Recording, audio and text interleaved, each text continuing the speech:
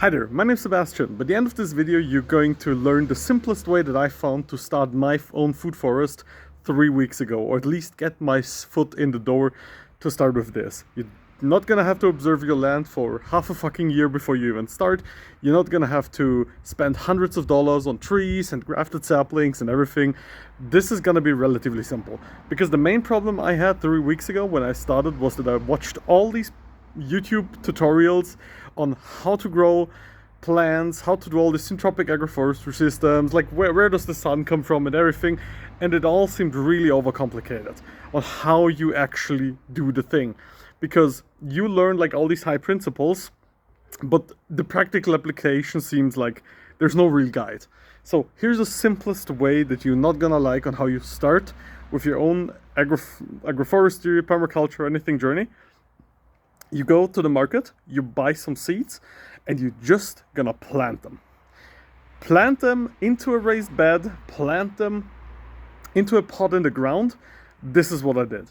I just went to the local grow, like local, I don't know what the name is for that, but just like a local store that had some seeds and also some other grill equipment and stuff. And I just purchased like a bunch of seeds. I purchased radishes, cucumbers, all sorts of stuff. I asked my parents if they have some seeds left over because they do some gardening, and I planted tomatoes and everything. And I just threw them out into a raised bed. If you give me a second, I can show you even where the raised bed. So this is the raised bed I started 3 to 4 weeks ago. And in essence, I have all sorts of stuff growing here. There's radishes, there's some garlic shoots I think I just planted and just put into the ground. You can see one down here. There's strawberry seeds in there. You even have down there watermelons that are about to start. And how this all started was I literally just took a couple seed bags, shook them around in a jar or in like a package and just threw them out over here. And then I put some like straw that I had from cutting these plants over here back. And I just put them over there like as a thin layer of mulch. Not too thick so the seedlings could go through, but that's all I did. And if you want to start with any permaculture thing or any agroforestry or something, I would strongly urge you to just do this one thing. Go if you have an area in your garden that has good soil and almost no grass or something, just put some seeds there, or I would suggest just get a big pot, fill it up with like soil you can buy at the store, and just put some seeds in and get that first success experience. I really recommend putting in some radishes because they're relatively quick growing. You can put in some herbs. For example, I also have some rosemary here that's been growing for like 2 years or something. And even here, I put in some radishes. Back there should be a bean somewhere dug in that I purchased. You can also put in beans and everything, but the main message I really want to get across is you start this entire process by just getting some seeds, putting them in the ground, and watching and observing. Because that started for me the learning circuitry of, okay, I want to learn more about this. When do I prune the plant? And like 3 weeks later, what I did was I built a food forest nest. I put a cherry tree in the middle that is self-pollinating. I put here is, I think, red currant, or in Austria we call it Riebesel. There is a blueberry that I assume will die eventually because it needs really acidic soil. I figured out a couple of weeks later. There's some chives here and all this other stuff. And there's even like the radishes and a lot of random seeds I put on here that are just coming out of this. But all this happened because I decided to get into this topic and to just plant my first raised bed. So the important step-by-step thing I can give you is just get some kind of a container, put it in a sunny space, put your seeds in, like get 3, 4, 5 seed packets at the store. You can always add seeds in later and just strew them out in the container and see what happens.